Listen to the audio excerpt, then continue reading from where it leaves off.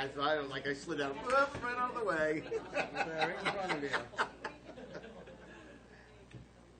You gonna be a noisy gaveler tonight? No, let's hope we should be a short agenda, ain't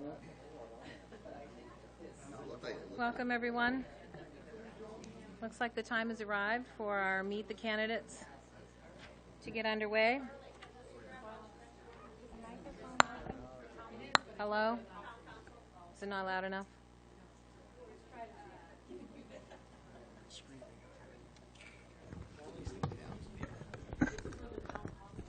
Oh, great. I feel like I got to be a little guy and get in here. Hello, hello, hello?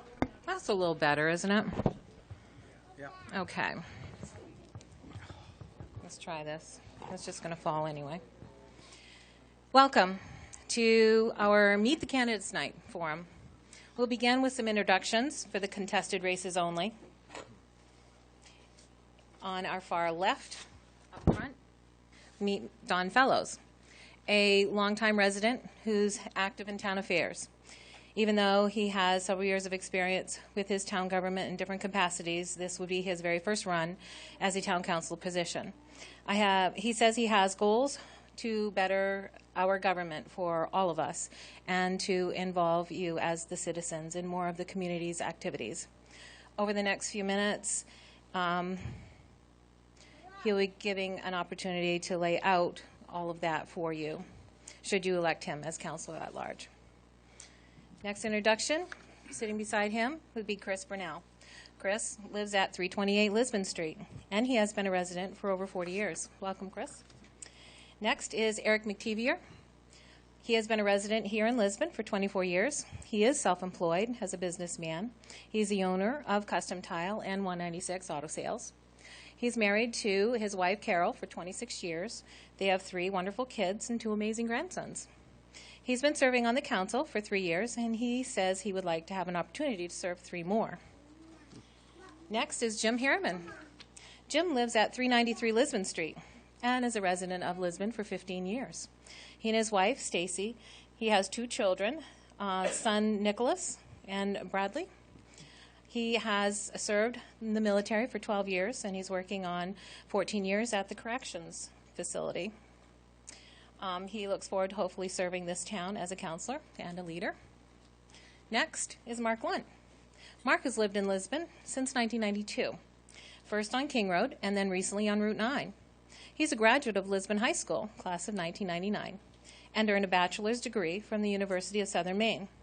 He served on the council for 6 years, including a term as council chair.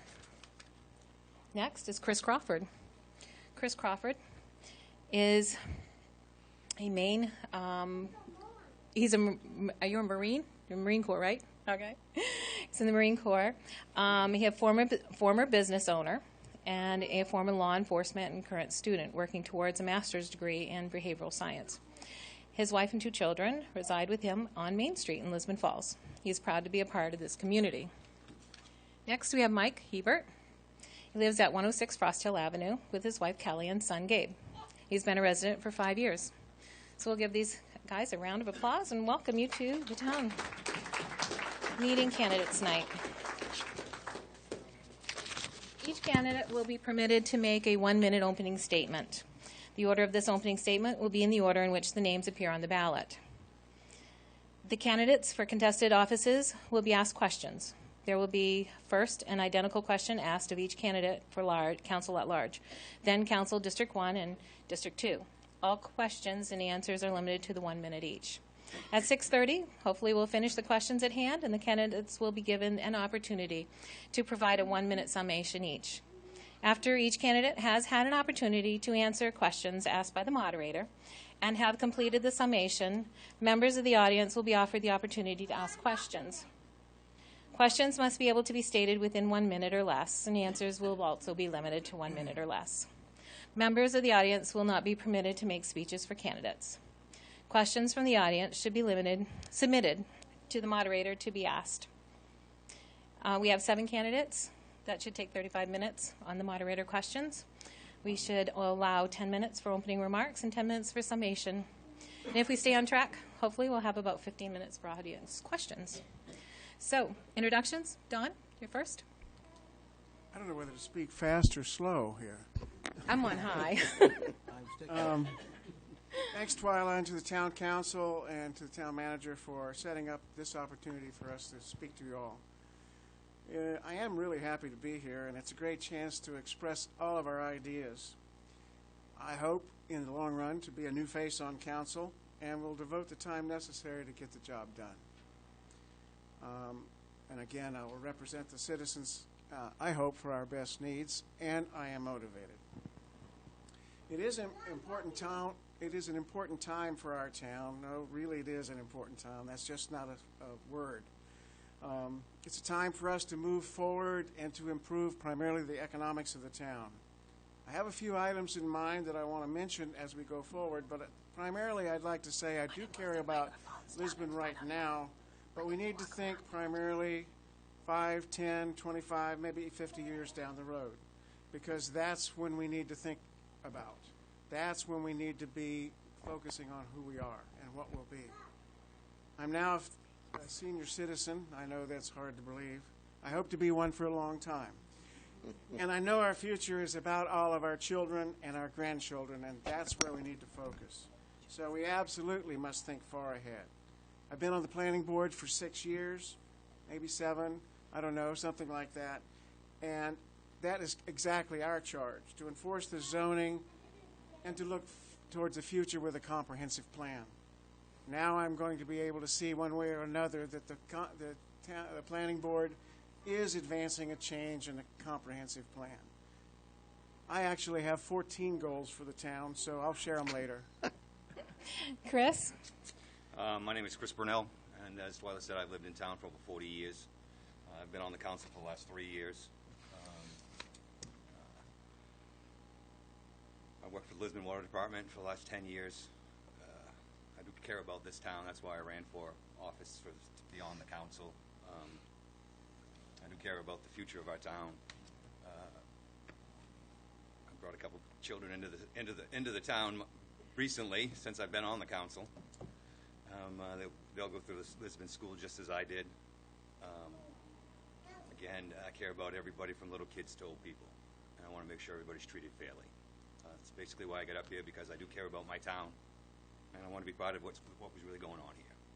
You know, if people out there want me for another 3 years, they'll come out and vote. That's about it. Eric? Yes. I want to thank everybody for coming tonight, and I thank the candidates that are running. With only a minute, so I don't have a whole lot of time to share a few things, but I do want to share a few things that we've accomplished in the last 3 years. And I say, Chris and I have both been on this council for the last 3 years. And since we've been here, we've had the opportunity to hire our new town manager, who I personally think has been doing a wonderful job. We've hired a police chief, finance director, and parks and recreation director. When I first got into the town, we had an undesignated fund balance that was way below what it should be. It was at about $1 million, and at this point in time, we're at like $1.2 million. So we've more than doubled our fund balance since we've been in there. So I find that was a good accomplishment since we've been here. We've had a $2 million decrease in our mill rate since we've been on council. And we've seen 36 new businesses in the home occupation business come to town. Frosty's, Dollar General, The Shop, Roma Joe's, Daniel Buck Auction, the Lisbon Family Dental Care, and the Golden Dragon Martial Arts Studio, is just to name a few of them. And there's a lot more. Obviously, I mentioned there's 36 new businesses that come to town. And over the last 3 years, we've been trying to do more on our paving, and we've had 21 paving projects done in this last 3 years, and about half of them done just this past year. And if I'm still on the council for another 3 years, I'm hoping to be able to push that more and try to do more with our roads and fix our roads more. And a whole lot more accomplishments, but with 1 minute, that's about all I could give you. Very Thank nice. you. Jim? Hi, I'm Jim Harriman. A recent resident of 15 years in town. Fairly new at this because I am not a front-leading person. I usually do a lot of the behind-the-scenes type of thing. Just that I've seen enough of the, I want to say, discord in some respects, that I think a new face in town to kind of bring new ideas, bring a different avenue of things, and be able to, listen to the people, bring it in and do what needs to be done to bring our town to a higher level, to grow it as we need to do. So, thank you. Thank you. Thank you. Mark? Hi, my name is Mark Lunt, and I've served as a Lisbon Town Councilor for 6 years. I've lived in Lisbon ever since we moved here in 1992, first on King Road and more recently out on Route 9. Now, as the son of a town manager, I've been around local government all of my life, both here and when I was a little kid growing up in New Hampshire. I've seen some crazy things over the years, but the last 2 years in Lisbon take the cake. I've seen dysfunctional councils, I've seen corrupt councils, I've seen murderers elected to office, but I've never seen elected officials just blindly ignore the complaints of anyone they disagree with like this council has. I've never seen a council engage in such naked cronyism as this council has. This old warhorse is coming back out of retirement at 36 because Lisbon has had enough. It's time for a change. So let's move forward together. Thank you. Chris? Hi, my name's Chris Crawford. I've lived here in Lisbon Falls for about 5 years. Well, I bought a house about 5 years ago. I've been living there for about 4. And I wanted to get involved because I had that same kind of feeling. Some people weren't being listened to. Maybe that information wasn't accessible to them, or their voice wasn't accessible to the council. They couldn't come in for meetings or whatever. So I think there's other mediums to get information out there and get feedback. So I think, we could work on different ways to hear from the people and make sure we're representing exactly what they want. I think that's most important. Thank you. Mike? Hi, my name is Mike Hebert. I'm running for District 2. I want to thank everybody for coming out tonight. I've lived in town for 5 years now. I have a 6-year-old child. His name's Gabe. We reside at 106 Frostdale Ave. He is currently in first grade in Mrs. Hardison's class. I hope to live here for a long time. I want to see my son graduate through the school system here, become a taxpayer, become a business owner, and contribute to the town. As a high school graduate, I didn't go to college. I joined the Army. I went and fought in Iraq in 2006. Came home, started working for myself. Had meager times during the recession. Things have come on an uptick. Want to contribute to the town in a way that is substantive to for everybody involved. I want to commend the council, as they said, for investing in the town. Everybody talks about investment in the town, and I think short of investing in it in our roadways, our water department, the sewage system, and the school system, I think as the council that should be the driving focus of the town, and that's what I'm looking to continue to see, and that's what I want to bring to the table as a councilor. So I thank you for your time, and hopefully we get to questions, and I would love to answer anybody's questions. Thank you. You're welcome, Mike. So our first question for Don Fellows. What are your qualifications for the office you seek? Well, it's for councilor at large, and I've been a town resident for 4 decades. I've been a homeowner all of that time.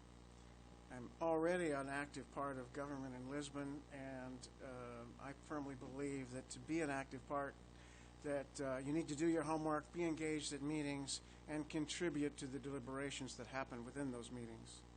I have the motivation, I have the track record, and various boards and committees, and I very much intend to be that engaged councilor. Over the next few years, we need to modify some ordinances and perhaps our charter. I have experience in those things while working with the town committees and the planner and the economic development, MMA, AVCOG, all those things at primarily as the planning board. In addition, I bring 22 years of Navy leadership, 20-plus years of retail management, many years of civic involvement, including town youth, the Boy Scouts, and I was privileged to see my son become an Eagle Scout in Troop 109. I've worked on several town committees over the past year, which include the Budget Advisory Board, Zoning Board of Appeals, Assessment Review Board, Master Plan Committee, Facade Grant, and on and on and on, and the Planning Board. I like it. I've kind of engaged in it. I think I can be a changing force, and I'm just 25 after all that. Thank you, Don Fellows. Chris Brunel, what are your qualifications for the office you seek? Well, besides sitting in this seat for 3 years already, I've been running my own budget since I was 15 years old. I have common sense. I don't know. you have to, this is so much more complex than anybody out there really knows unless you actually sit up here. Again, my qualifications are I care, I'm a townie, I'm a taxpayer. I care about everybody that's out there, whether you're young or old. Again, that's my qualifications. I do care. Thank you. Eric McTevier? Yeah, well, as Chris said, I've also been here for 3 years, and there's a lot that, just as he said, that you don't know until you actually sit in one of these seats and you engage in what goes on here. And I've learned a lot since I've been in, and I'm sure there's still more to learn. I've made some mistakes since I've been here, and I'll be the first to admit it, that maybe not all decisions have been the best decisions, but I'll be the first to admit that.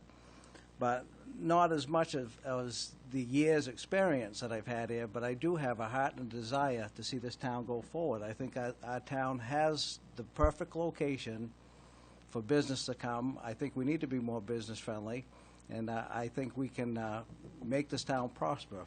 And I just got a heart and desire to see that. That would be my main qualification, is that I just want to see Lisbon a better place. Thank you. Jim Harriman?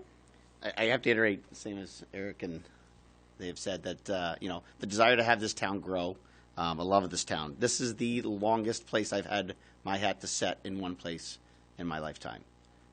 So we have come to love this town. My wife and I, when we first moved here, it's a quaint little place. You've got everything that's close within proximity to a lot of places. You can travel easily to them, and it's just to see this place grow and bring it up. My oldest has graduated from this high school, from MTM till now. My next will be graduating in 2 years. So I do have a love of kids, and having them be the basis of what we really need to make our town grow and keep them in town. So with that, getting up here, as I said, is a new thing for me to go from the backstage to the front stage. And I'm hoping in that respect that I can support the town and do what we need to get done to make this town grow and make it a better place for everybody. So. Thank you. Mark Lunt? Well, as I said before, I served on the Lisbon Town Council for 6 years, and especially those first 3 years were very grueling, and we had to deal with the downturn in 2009 when we suddenly lost $1 million in funding. And we managed to keep the government running through that and managed to not jack your taxes during that time any more than we absolutely had to. And I learned a lot during those years, and I was the chairman in 2011, and that was one of the hardest years. We had a lot of infighting on the council, but I managed to bring a little peace to the council at the time. I grew up in Lisbon, and I care a lot about Lisbon. I've been here ever since I was 12 years old, and I want to see Lisbon do better than it's been in the past. I want to see it continue to grow, and I think the people in Lisbon are great, and we just need to be given an opportunity to really shine. And I also served 2 years on the planning board before I was on the council, so I have experience in that area too. And also, while I was on the council, I learned the ins and outs of all the budgeting, so I know I can hit the ground running right on day one. And it's, as has been alluded to, it's definitely not an easy process to learn. It usually takes you about a year to learn how to do the budgeting. And so I can hold government accountable to the people. I have the experience and the character to do this job. Thank you. Chris Crawford? When I was in the Marine Corps, I had a lot of opportunities to train and get some real-world experience about, and really took home some lessons about how to stay calm and logical under extremely stressful situations. I think that probably matters here when you have the whole town. So hopefully that's something I can bring to the table. The American Legion here, I've been involved with them for the past at least 10 years on the local level, as well as some state committees I was appointed to. Other than that, my biggest and most important qualification would be just the desire to help the town out with moving forward, helping to set up future generations for success. And it's not only a desire, I feel it's a civic duty. Thank you. Thank you. Mike Hebert? Well, I guess my qualifications that would allow me to sit at a seat like this are that I understand how business works. I work for myself. I understand the need for investment within in order to prosper. I understand that if you try to hold $2, it goes away. If you spend $1, you make $1. And I understand the need for the tax dollars to go out the door in the proper fashion in order to attract new people. And ultimately, I think that's what I'm trying to bring to the table as a counselor is to project growth with investment from within. And I bring my world experience, my common sense to the table, and I would love to answer any questions that anybody has on the other end of things, and I look forward to those. Thank you. You're welcome. Next question for Don Fellows. What motivated you to run for the office you seek?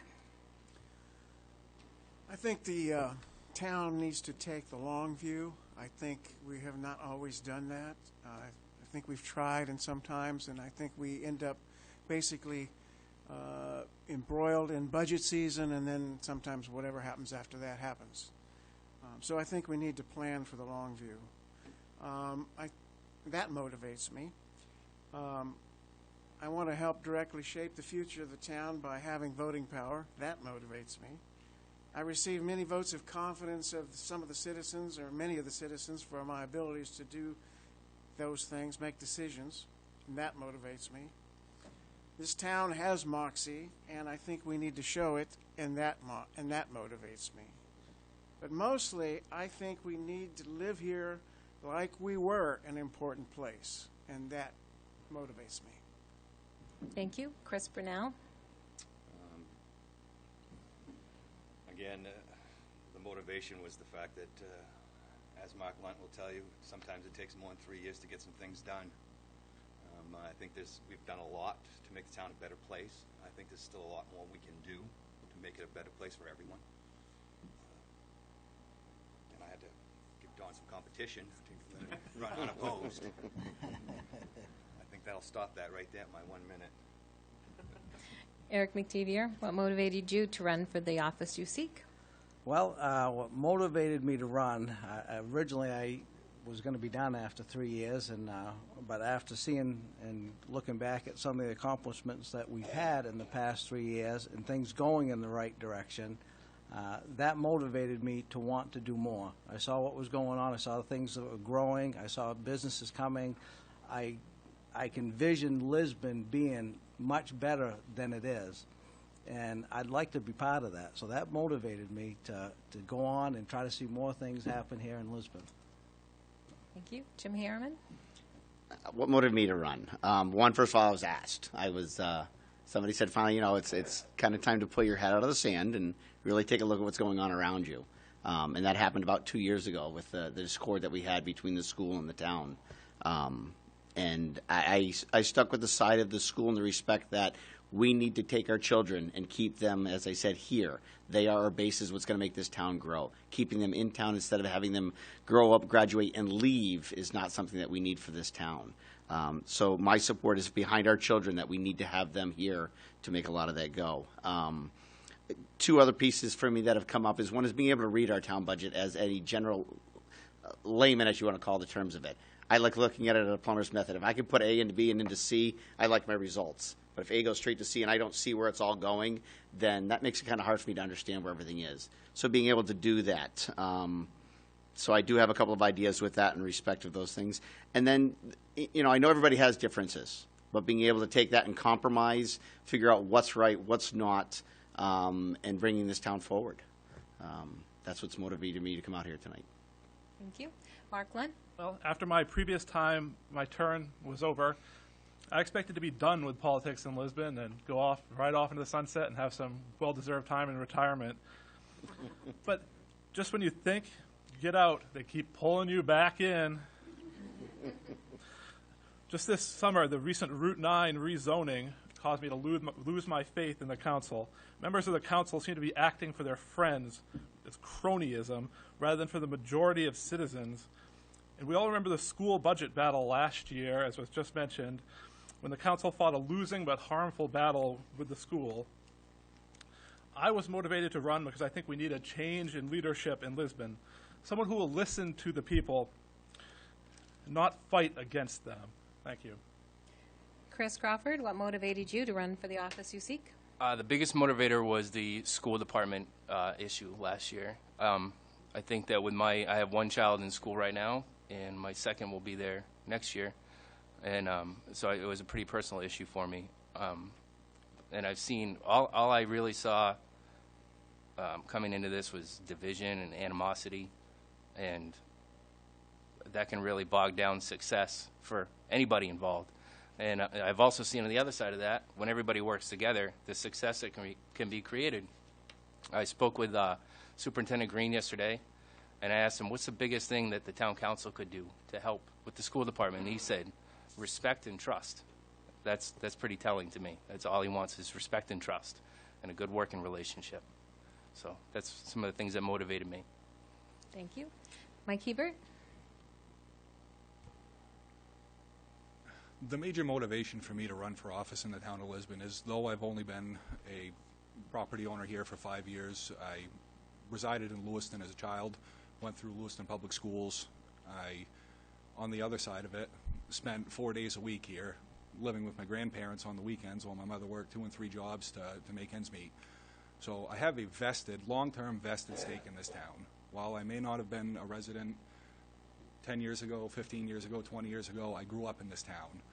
And what motivates me is that the town hasn't changed since I can remember being a child. What I notice in it is that everything's falling apart. I notice that buildings that used to be there aren't there anymore. I notice a migration of business and a lack of investment in the businesses that are here. And I question why that is sometimes, and I think to myself that the town isn't exactly business friendly. On top of payroll taxes and property taxes for buildings that a business may own, the people are further burdened with a personal property tax. So if you have a business and you own equipment to run your business, you get to pay for that again. Not only with sales tax, you get to pay for that annually to contribute more over to the budget. And I'm not opposed to that. I think that the people are willing to pay their fair share, but it boils back down to what I consider the necessity is that the investment in the tax dollars. I look at it as a simple return on investment. If we pay our tax dollars, we expect to see the return. And as a town official, I expect that if I'm elected, that I want to put money into the road infrastructure, into the water infrastructure, into the sewer infrastructure, and I want to see the school funded. I mean, it's outright simple. I have a 6-year-old in the school department. I have a lot of people because of the position that I took on the gym. Though I was not against it being built, I was against the funds being expended before the completion of the project, considered capital gains. So I mean, that it's in the past, and what motivates me is an idea that we can do better for our children and that we can keep them here. And I think that a way that we keep them here is investing in the school department in what I consider a meaningful way with bringing vocational education back to the school department here, where it's not a lottery system where we get an opportunity as a junior to maybe go to what could potentially be a 4-year program, and if you don't get picked, you lose. The town is so business full, it's just not it's not accessible in a way that when you get a college degree and out of state, that maybe you get to come back here and make a livable wage at it. There are plenty of carpenters, electricians, plumbers, heaters. If we train our kids in those career fields, they stand an opportunity to stay here and make a livable wage and support the local business that's here and help them grow. And to me, that is fundamentally what we owe our children, is the opportunity to stay here. And that increases the tax fold. It maintains the tax fold, and it brings more money into town in payroll taxes and property taxes. So I mean, that motivates me, the idea that we can accomplish that as a community. Thank you. You're welcome. Next question is for Don Fellows. Do you have sufficient time and energy to devote to this position? We look that up. The job will require me to give up, obviously, some of the activities that I've been involved in, primarily the activities in the Master Plan Committee and the Planning Board. Maybe not the Master Plan Committee, I don't know. But the Planning Board also takes about as much time as being a counselor does, at least it has in the last couple of years. I have some reservations about giving that up, but I'm willing to do it to accomplish this. So yes is the answer. Thank you. Chris Burnell? Yes. Next is Eric McTevier. I don't mess around, Don. Well, like I said before, I'm self-employed, so I make my own schedule, so the easy answer is yes, I do have time. So, Jim, do you have sufficient time and energy to vote to this position? I can mimic Chris and say yes. it's like with anything. You always have your priorities, and when you set a goal and a priority, that's where your energy gets vested into. Other things that aren't as important or not really needed sometimes, Call of Duty, you take away from that and you go to where you need to. So my priority is to run for town council, and that's where we'll be when if elected. Thank you. Mark Lund? Yes, I did this thankless task for 6 years, including as chair, which takes probably, almost double the time you usually spend as a regular counselor. So I can do what needs to be done. And Chris Crawford? Yes, I do have the time and energy. Between school and family schedules, I think that if you care about something enough, you'll make the time, and I'm willing to do that. Thank you. Mike Hebert? Short answer, yes. I'll absolutely make whatever time is necessary to fulfill the needs of this office. Thank you. And the next question is for Don Fellows. With 1 or 2 meetings a month, all boards are limited in what they can accomplish. How should the board decide what is most important? I'm not sure how those priorities were set in the past. Like I said before, I think it becomes all about the budget for about 2 or 3 or 4 or 5 months, and then whatever comes next. However, I think that we may, as a council, want to consider going back to workshopping our goals, but begin that process with a tour or a retour of all the town facilities that has been done in the past here. Even for existing counselors and new counselors, that is a consultation with staff that is well worth the effort. So after you do that, I think then it's time to sit down with all the other management department managers, town manager, and workshop the goals. Thank you. Chris Brunel? The things that are most important here that we try to accomplish is too much. When you try to break it down, it's thank God we have Twyla. Where was I going with that? Everybody's got like a little cheetah right here in front of us. Again, most important things are the big ticket items. We all know what it is. It's the school, it's the police department, it's the fire department, it's public works. It's the stuff that really makes this town keep rolling. And those are the things we do first. We try to get accomplished the big stuff. And then any other thing that comes along that's not a giant, enormous money, those are the things that you try to work in after you get all the big stuff out of the way. That's what we've done in the last 3 years we've been here. Thank you. Eric McTevier? Yeah, I would pretty much echo what Chris had just said. The same thing, and as Don had said, during budget season, obviously that takes top priority, and we have to focus on that. But when we do have different things that come up, when we have in the past, as he mentioned, we have workshops, and we'll focus more on that. So, I mean, it ends up with more than just 2 meetings a month. So it takes a little extra time to put that into place. But we kind of prioritize by what the situation is at hand at the time, and it's kind of hard without having something right in front of us. But we take it as what we think is important at the time, and if we have to move it forward, then we do, and we set our workshops and get the job done that way. Thank you. Jim Harriman? I can agree with Eric. I think when you set your priorities, it's got to be, first of all, the town's already got a lot already started. So as new coming into that, you've got to kind of fall into the fold a little bit to follow where things are already in place, and then the ideas of what emergencies pop up. You do have department heads that are to do their jobs. So if something pops up, that's to come to us and say, okay, here's what's next. Here's what's become an emergency or what's not an emergency, and be able to, figure out really what, as you said, in the financial matter, how we can adjust those things and what's the best avenue to start with first, and then go down the list from there, as you would in any home avenue. So be able to set the priorities and budgeting for things that are going to collapse or things that are going to end, to be able to rotate things through. So I just being able to find that priority of what is most important, and then what the townspeople come up with, what's needed as additional things. So I think that's the best way with things. Thank you. Mark Lund?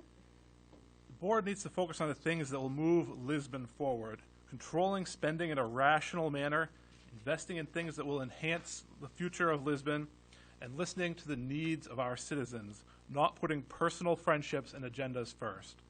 Thank you. Chris Crawford? I think communication is probably the biggest thing. Communication from everybody involved, whatever boards, department heads, and the residents. I think it has to be a good communication between everybody and a mutual respect, and you can decide as together what's to be worked on first. Mike Hebert? again, echo a little bit of what was said, previously, is that, the departments and their positive funding and the needs that they have to have met are an absolute necessity.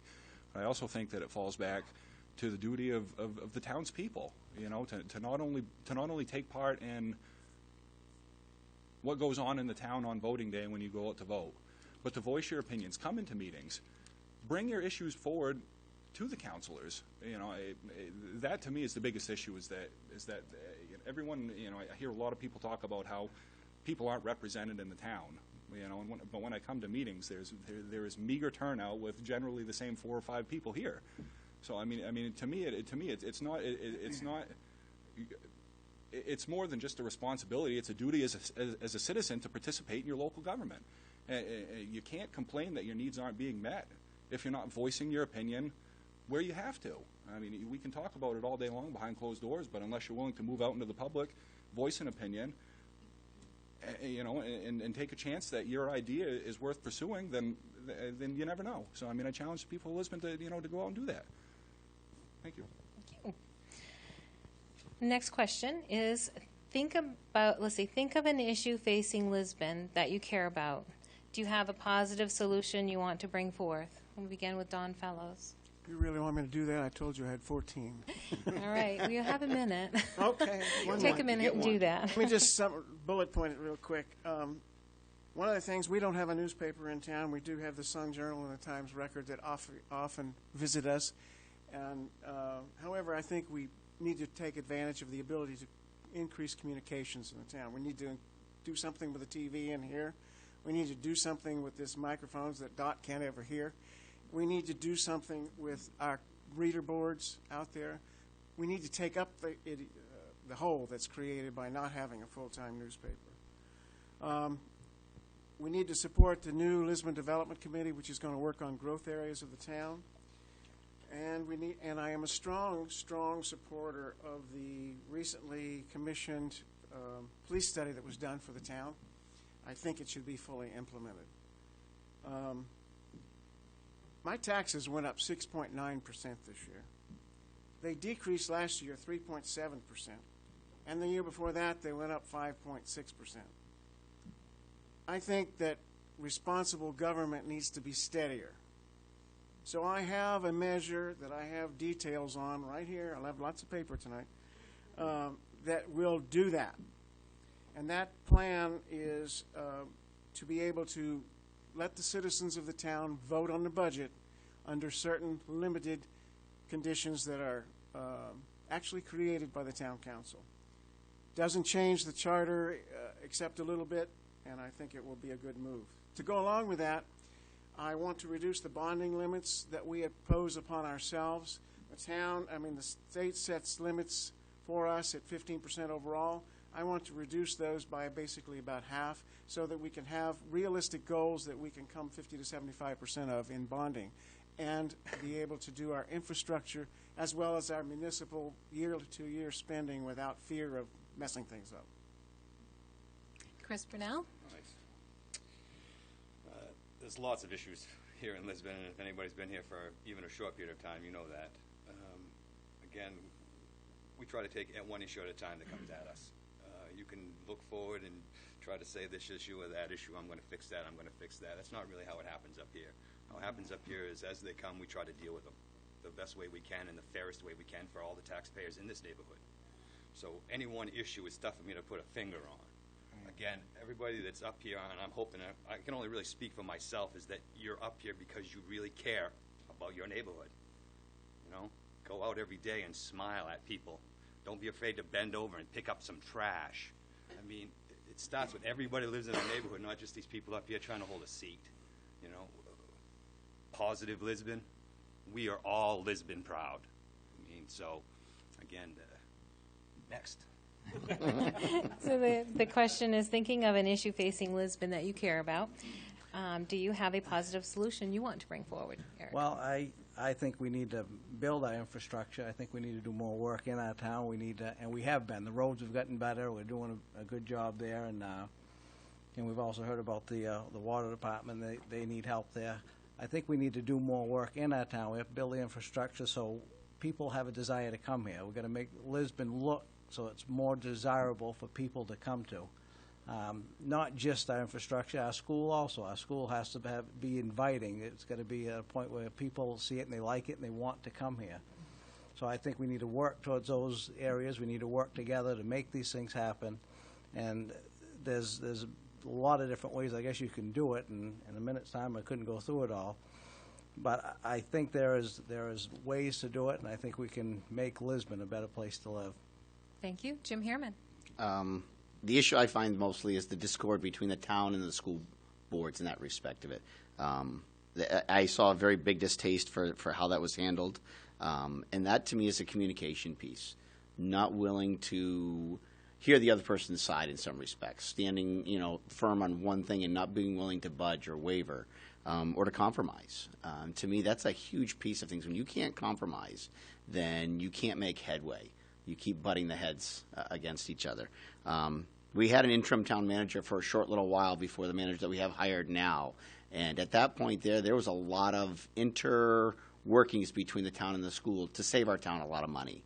And that has kind of gone away. There's been a big divide that's come in since that point there. And that, I think, really needs to change. They need to pull back together and talk about these things, and be able to resolve those pieces is a huge issue.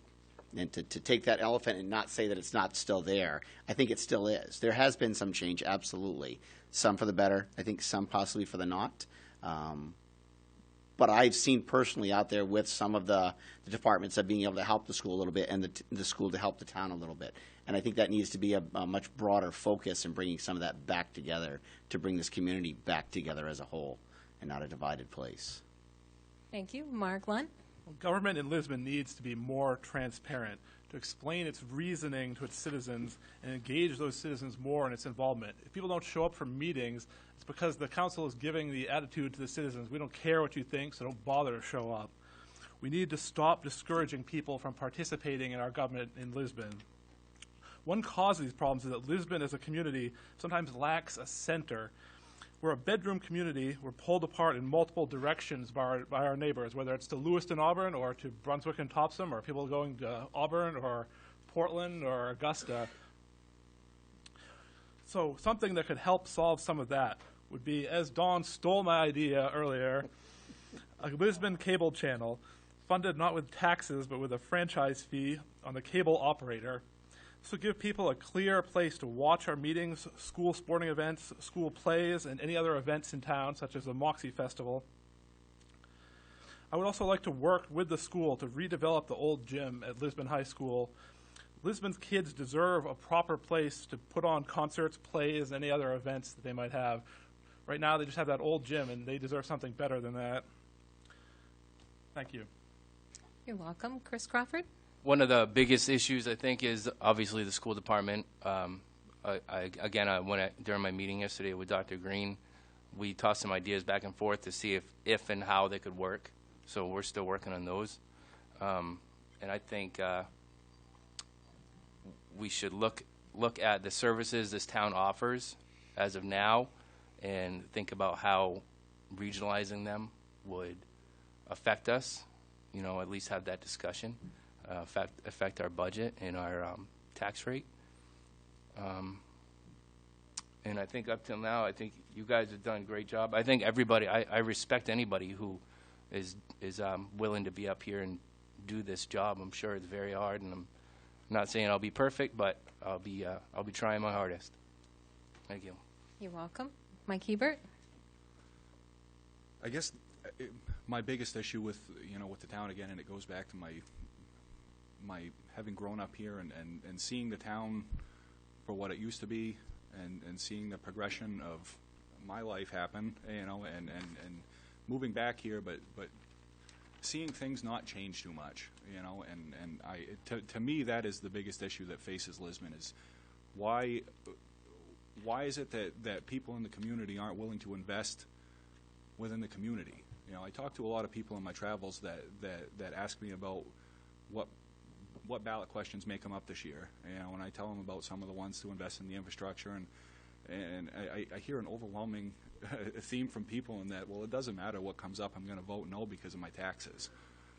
And that's extremely unfortunate, you know, and my thought behind that is that as a town we could do a better job communicating the needs of the infrastructure upkeep that we're trying to pursue, you know, and I credit the council as it sits now for paving 22 roads, you know, or 21 roads. You know, that's a great accomplishment. It moreover needs to happen. You know, we have water mains, which Chris can attest to, that are failing, that need upgrading. And Water tower. you know, a water tower so that we don't have competing sources. I mean, these are issues that face the people of Lisbon. When the fire department uses a fire hydrant in a certain area to put out to put out a house fire, I see on there everybody that lives in the area complains about how their water's brown for quite a while after. I mean these are the issues that face the residents of Lisbon, is that we see a degrading infrastructure, and people question, well, with my taxes as high as they are, what am I getting out of it? That to me is the fundamental issue that we need to rectify with the people. We need to make we need the people to have confidence that when they give us our tax dollars, that they're being used in a way that are benefiting the town. It's my belief that economic development is going to become from investment from within. You know, when people come to buy a home here and they're driving down a road and it's going, do you think they're going to stop? I mean, it's my own feeling that it's probably not. You know, I mean, I think, you know, if we have well-paved and well-maintained roads, if we have a positively worked on water and sewer system, you know, where you know, I can attest I had issues when I first bought my home. The pipe broke 14 times in 5 years. It broke several times while I lived there. Thankfully, the people of the town voted to approve a bond to fix the water main in my road. And I would likewise vote to approve a bond to fix the water mains that are breaking in other people's areas. It's just one of those bare essentials that we are responsible as a town to provide to each other. You know, so I mean, I think that's our way forward, is investment in the town. I think that brings growth. I think that brings more business, and you know, that's my position on that. Thank you. You're welcome.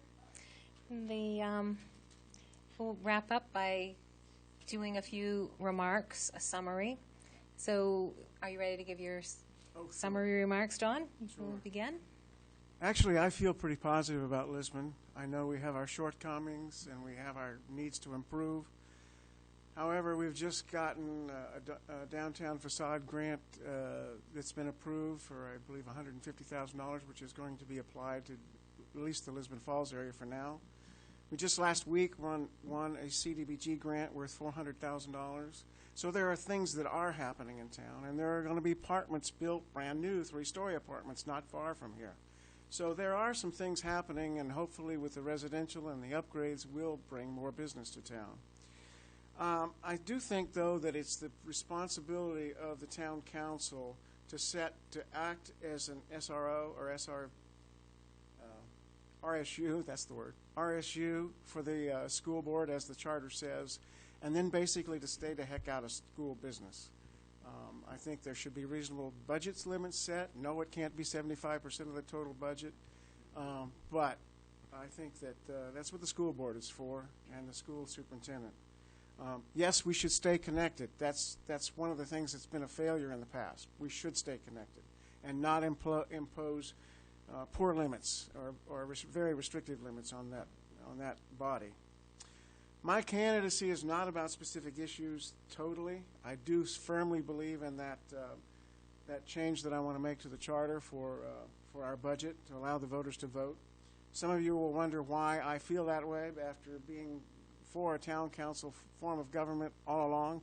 And let me be clear, I am definitely for a town council form of government that has some restrictions that allow the voters to vote on a budget issue. I have details here.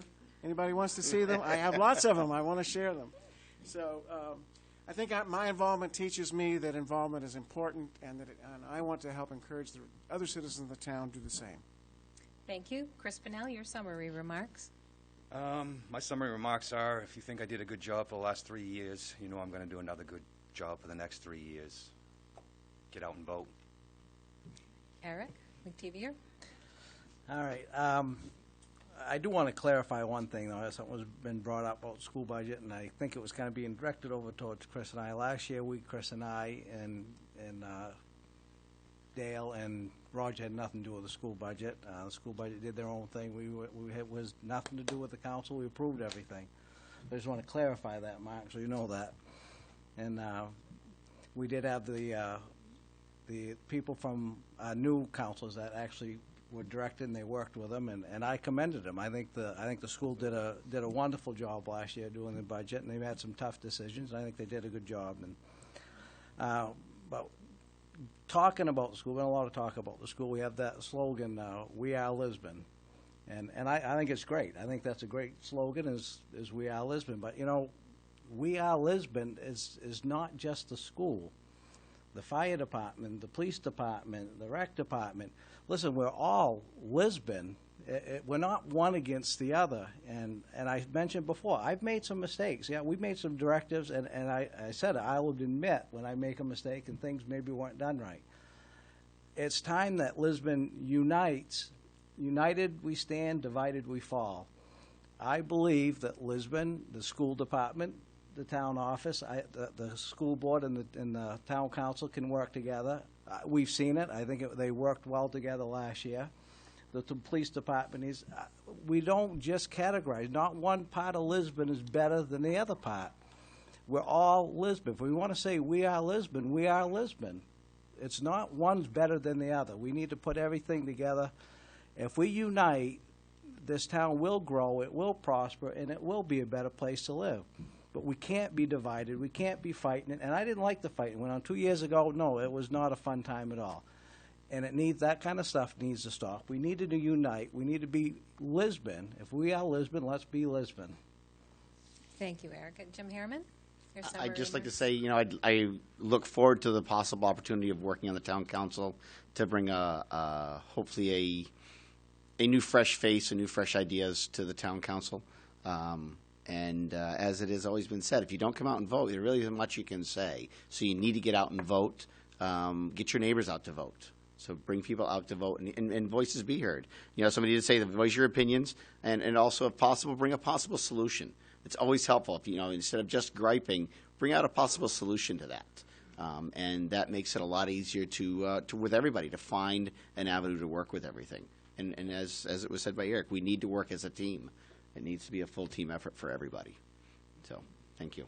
Thank you. Mark Lunt? Well, I want to remind people of Lisbon. People who know me will know this, but people who don't know me might not know. My values are fiscal responsibility, valuing education, empowering the people, and fairness to everyone.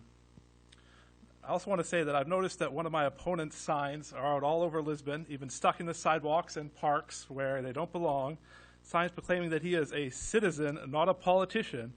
I'm sorry, Eric, but you've held elective office for 3 years now. You are a politician, whether you like it or not. And I have to ask you, can you trust a man who lies to you through his signs? I may not always tell you what you want to hear, but I will never lie to you. Please vote for me on November the 8th. Chris Crawford, your summary remarks. All I'd really like to say is congratulations to the current town council on what you guys have accomplished this past year. I think you've done a really good job mending a lot of relationships. And if given the chance, I'd like to give my contribution to help further that. Thank you. You're welcome. Mike Hebert, your summary remarks. I would just like to close by saying thank you for everybody that showed up. Thank you for the opportunity to speak and the chance to run. Again, you know, I relish the opportunity to be able to be involved in town government.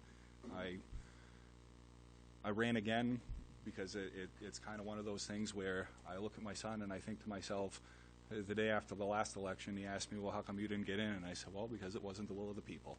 The people chose that they wanted someone else to run, and that's that. But I think back to that election, and there was 600 people that voted for me last year. You know, so I mean, there was a substantial amount of people that chose that they liked me, they liked my ideas, and I want to continue to further to try to push that. You know, I have people accuse me of having an agenda, and I guess I you know my only way to put that to bed, I guess, in a short period of time is that my agenda is the town of Lisbon, is seeing that we're provided what I consider the required things that the town is supposed to provide to us: good public roadways, good clean water, an updated sewage system, a responsible dump. You know, I mean, again, I said it before, I think scales at the dump would be a positive way to rectify any kind of losses there. You know, I mean, it's just the dump should run budget neutral, other than salaries, potentially. So, I mean, and I think there's a way that it could run neutral of salaries. So, I mean, it's, you know, there are ideas out there. You know, I've said them before, and I'd be happy to discuss anything with anybody. And, you know, I appreciate your time, and I thank you for everybody for coming to listen. Thank you. You're welcome. At this point, we do have an audience member who has submitted a question for each of you. So I will read the question, and then we'll go through the answers one by one for everyone. My question regards the question that was put to the voters a few years ago. Do the voters wish to vote on the budget?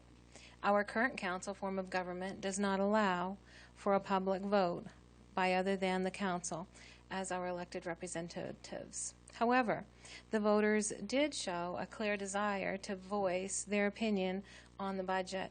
My question is, how do you plan to deal with this ongoing topic, especially in the light of the response by the voters?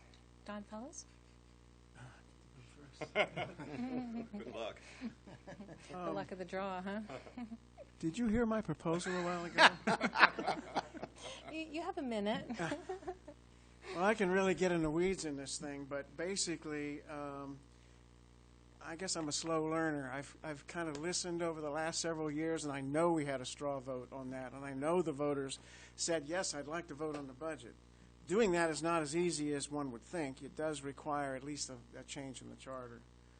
So my situation is this. I don't believe the voters should vote on everything all the time. I think that's what town council is for. I think primarily, though, the way I would propose it is that if the council approves a budget that includes revenues and exceeds 5% of the previous year, then it should go to the voters for approval. And that's I have a question. a fairly simple way to handle it. Okay, I'll read it next. Thank you. That's a fairly simple way to handle it, and it keeps it, I think it keeps the town council from wanting to go to the voters to a vote. We'll keep it down. So if there is an overriding need where the council needs to have a budget that is larger than 5% over, including revenues, then the voters should have a say-so on it. Thank you. Chris Brunel? The voters, well, this used to be a different government we used to have here before this. And if people want more say, I think that they should, as Don says, it's not as easy as just going. If you want the charter changed, it's all about filling out the paperwork and getting people together to take a vote. So if that's what you really want to do, and you want to have more say or more vote or more pull on what goes on up here, you should be electing us.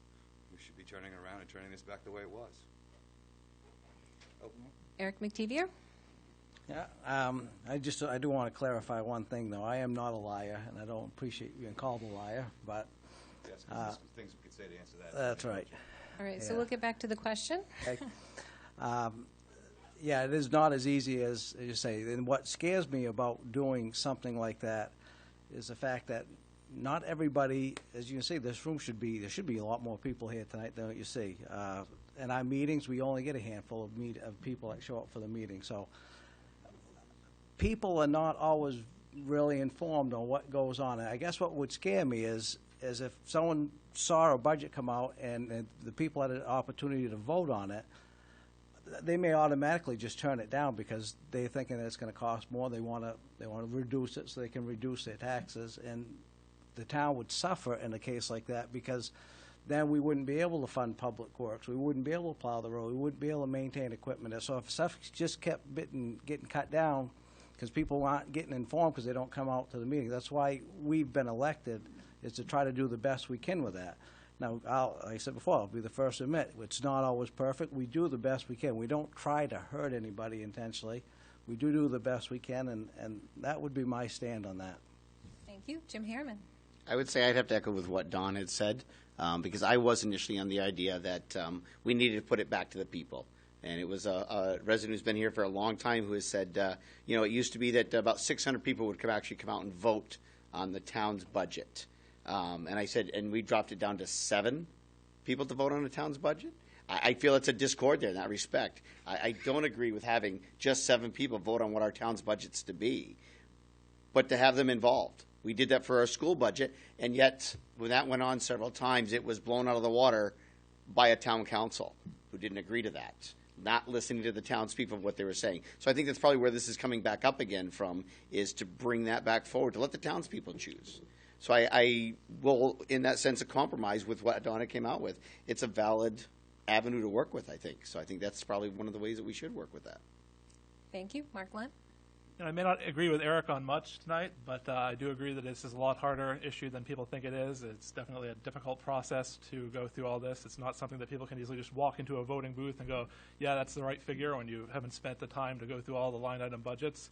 I think what we need to do is have some kind of a charter commission to come back again to look at this issue and to poll the people and see if there really is support for that.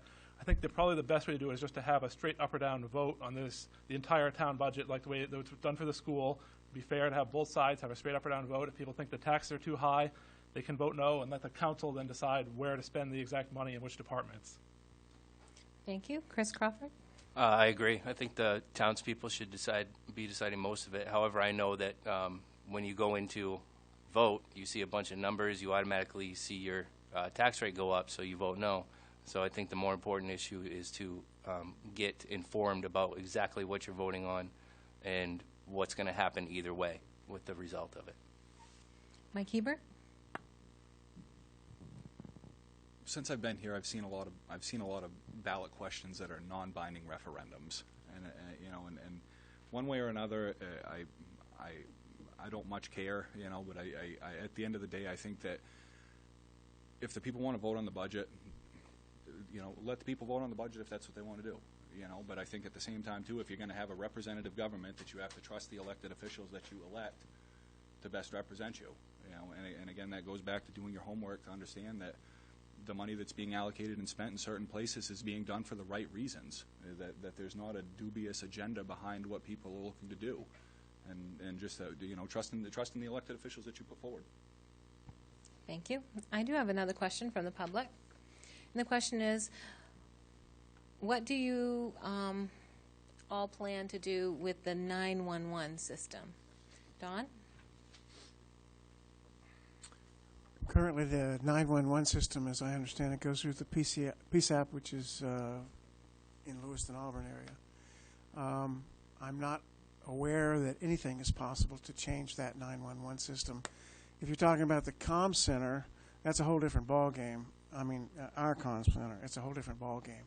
I'm not up to speed on exactly where the consolidation effort is at this point within the Lewiston Auburn area. I know currently we've decided to stay apart, so our 911 would be still furnished through the only PSAP there is around here. Chris Burnell? Again, there's two different things you could be talking about. If you're talking about 911, I'm not sure who asked that question, but again, if it's the comm center, a lot of the voices of the people were heard about keeping the comm center here for our people. I believe it was a PSAP. It was I'm trying to think what it's called. It was a grant for 3 years, and that's how it all became here. And within hopes that we would get other people from our other surrounding neighborhoods to jump on board to help offset it. Well, they didn't. We didn't get as much help as we thought we could. Again, everything doesn't always go as you'd like it to go or as planned. And again, as I said last year, we had a lot of people because we talked about making the comm center in our town go away. And a big number of people came out and said that they'd like to keep it. So that's where it's sitting right now. Again, I'm sure it could get put on the ballot. And again, in this town, if you want something done, you fill out the paperwork, get on the ballot, get out and vote. Eric McTevier? Well, as you all know, we just hired on a new police chief, and I would say I would want to hear from him on that topic, on which way we should go, and that he's been in here for a while. He hasn't been in for a while, just got in here, but that should be something we should be weighing on with him and seeing if there should be any changes done there, and that he should be able to weigh in on a topic like this, whether we should restructure or do anything different with it. And give him a chance to do that, and then bring it before us and give us his recommendations on that. Thank you. Jim Harriman? I guess I have to kind of reiterate what Eric is saying is, being new to this and doing some of this, finding out the right avenues from the right people to get the right answers and then being able to put that forth is probably the best avenue until I can get further information. Mark Lunt? Yeah, I think we need to take a more systematic approach to looking at this. I think we need to get together a citizens group, like a Blue Ribbon Commission, and have them look into all the issues of it and see what the people feel, hold hearings, and bring in all the people from the town, not under the gun of something's going to happen immediately, but do you value having this 911 service right here in town with the dispatchers more than you value the several $100,000 that you'd save? Let the people decide that, and then put it to a vote of the public, and let the public decide whether they want it or not, rather than just the 7 people up here. Chris Crawford? I completely agree with everything everybody just said. You got to look at what are the benefits of keeping the comm center, again, like they said, if that's what we're talking about, or the 911 center. If you're talking about the comm center, then we need to see how that's going to affect us to keep it, how it's going to affect us to regionalize, and go from there. Mike Hubert? It comes right back to the same thing again. I mean, the people came out in droves when the discussion was that the local dispatch capability would go away.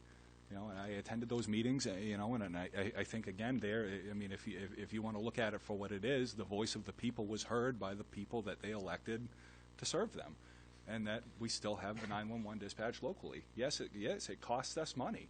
If you want to have total local control over the departments that you're operating, it is going to cost us more money. I mean, that's just the case at hand, So, I mean, if the people want to get rid of it, if they think it would be better served going through Lewiston and Auburn, then that's an avenue that can be approached. But the overwhelming majority of the people spoke, and they said that they want to keep it here. So, I mean, trust the department heads, and move forward in that manner. Thank you. We have some thought about that, and again, the 911 does go through, and this year is $2,500 for those of you who don't know, through our personal service through the dispatch here. If you call 911, it's going to go somewhere else, and then it's going to kick back to us. $2,500 if you ever need anybody for an emergency, anybody in this town, anybody listening. $2,500, 353, $2,500 will get you faster response than 911 out of town. Go. So one last question I believe we have time for. The question is, many of you have commented on the importance of attracting people to Lisbon and keeping people here. One of the first things people research when considering moving to a town are the schools. How do you see the town council's role in repairing the harm to our schools in the past few years? How will you support making our schools more attractive to potential residents and competitive with nearby towns in attracting school employees? Don Fellows? You got me again? You got the lucky draw, yeah. Well, I think some of the damage has been repaired. The town voted to approve a $6 million gym that we just put up. I think that's a good first step in saying that the people of the town and the council and everybody else decided to make some progress in that regard. The second thing that the town council has done last year is essentially what I'm saying. Stay out of the school business except to set a dollar limit, and don't set limits that are impossible to attain. Other than that, I think that's about what we as a council need to do with the school department. Thank you. Chris Burnell. Again, as Don said, last year we gave a zero directive, and a few of the council members got on the actual school committee to help out with the budgeting, and it made it so much easier and so much smoother that, as we said, it came back. There wasn't really no arguments about anything. It was passed first time. We had one little bump at the end, but compared to the year before, leaps and bounds better than we were. Eric Devier. Well, Chris pretty much said the exact same thing I was going to say. We have worked better with the school, and it is very important, and they're exactly right, whoever asked the question. When people are looking to move to town, actually there's two things they're looking at. They want to look at the school system if they have kids, and they want to see how the school system is. They want to see if the school system is producing a good product, and then they want to look at the tax rate. So, I mean, we've got to keep both under control, and the school, I think our school is doing better, it is going better, and but again, there's always room for improvement. There's always room to make things better, and it's up to the school to make their budget, and we just say yay and nay, and we made it through really good with them last year, so. Thank you. Jim Harriman? I think the gym and the track have made a huge draw automatically. I think people have seen that, and in being down and active with the school boosters and the athletics that do go on, there's a lot more business that's been coming into town by people coming into some of the major events that have been held down here. So I would echo with what Mark had said in reference to fixing up the old gym into the auditorium or a performing arts center is another draw that is, I believe, started to be in small works. It's slow, but it's going to get there. And that is making a huge piece to that. Keeping some of the best teachers you can keep here is another draw. There are some great teachers that we do have here, and that makes a huge difference to keeping these kids, again, in town and getting them to stay here, get educated, and come back to this town. So I think keeping that and putting that out there is a huge piece of things. Thank you. Mark Lunt? Well, redeveloping that old gym into a performing arts center is a big passion of mine. I think that's something that we really need here in town, and we've got that essentially a free facility right there that has a nice, structure to it. If we remodel the insides, I think that could be an asset instead of a liability to people here.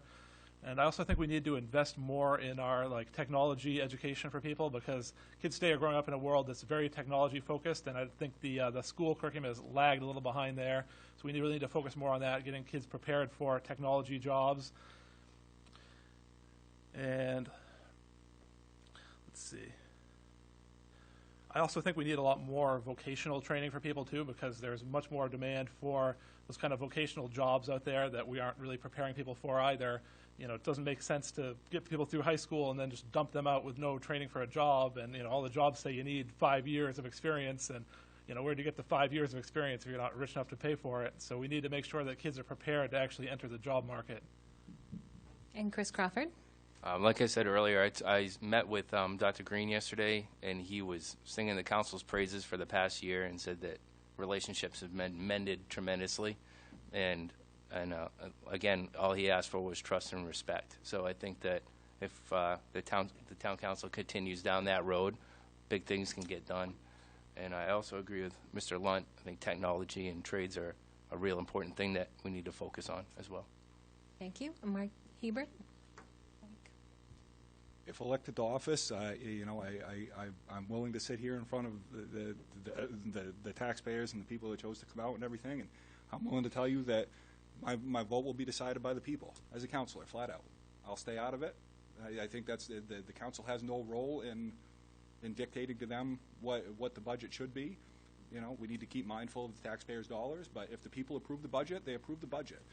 If they don't approve the budget, they don't approve the budget. That's the only way it comes back to the council for me, where there should be any kind of involvement from the town council. And that's my pledge to the people, that if the people approve the budget, it'll be a yes vote. If the people disapprove the budget, then we'll get them to go back to work and we'll hammer it out. Thank you. I want to thank all the candidates for coming tonight. And I want to thank you all for attending tonight's Meet the Candidates Forum. We've enjoyed getting to know each of you and look forward to voting on Tuesday, November the 8th. The polls are open from 7 a.m. to 8 p.m. Everyone now votes at the Lisbon High School in the new gym. Absentee ballots are available at the Town Hall until Thursday, November the 3rd at 6 p.m. and after that by special circumstances only. You're welcome to stay for the council's regular meeting. It will begin in a few minutes around 7. This forum is now adjourned. Have a good night.